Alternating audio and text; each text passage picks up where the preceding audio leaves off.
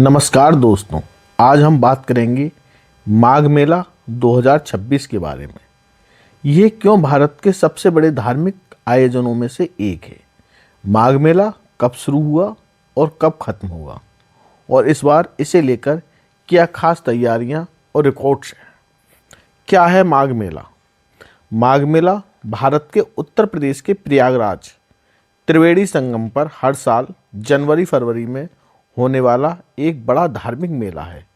यहाँ भक्त पवित्र गंगा, यमुना और सरस्वती के संगम में डुबकी लगाकर अपने पापों का विनाश मानते हैं और मोक्ष की कामना करते हैं। वर्ष 2026 का मेला भी उसी परंपरा का हिस्सा है, जिसे अक्सर मिनी कुंभ कहा जाता है, क्योंकि यह साल में एक बार नियमित रूप से होता है।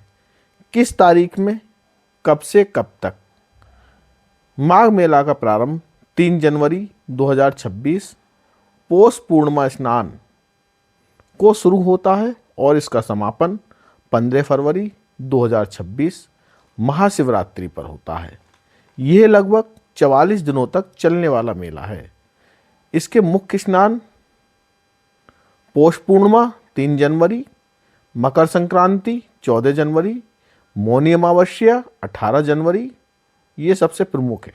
बसंत पंचमी 23 जनवरी, माघ पूर्णिमा 1 फरवरी, महाशिवरात्रि 15 फरवरी। धार्मिक और सांस्कृतिक महत्व।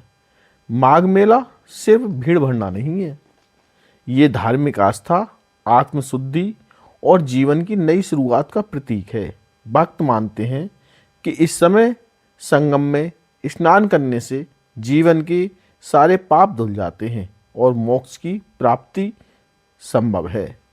यहाँ साधु संत कैलेंडर के अनुसार कल्पवास भी किया जाता है, जिसमें साधु और भक्त महीनों तक तपस्या, साधना और सादा जीवन व्यतीत करते हैं।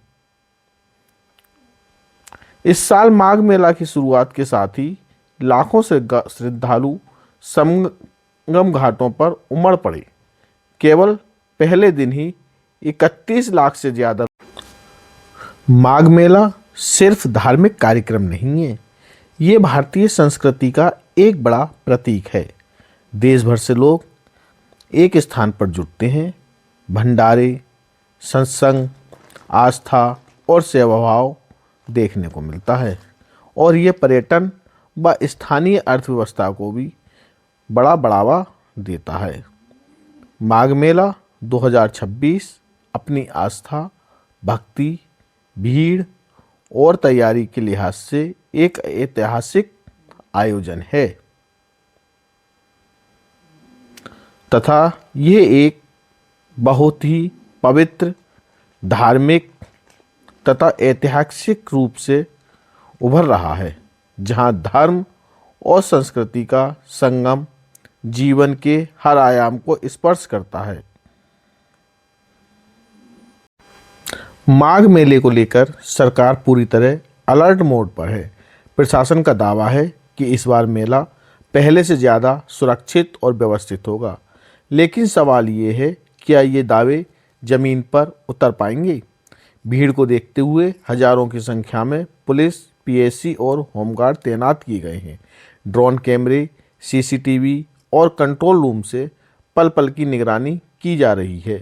किसी भी अफवाह या अव्यवस्था से निपटने के लिए क्विक रिस्पांस टीमें बनाई गई हैं।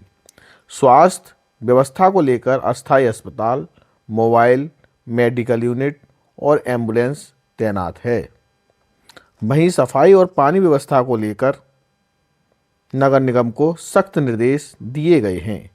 ट्रैफिक और पार्किंग को लेकर अलग अलग प्लान लागू किया गया है, ताकि श्रद्धालुओं को जाम का सामना न करना पड़े।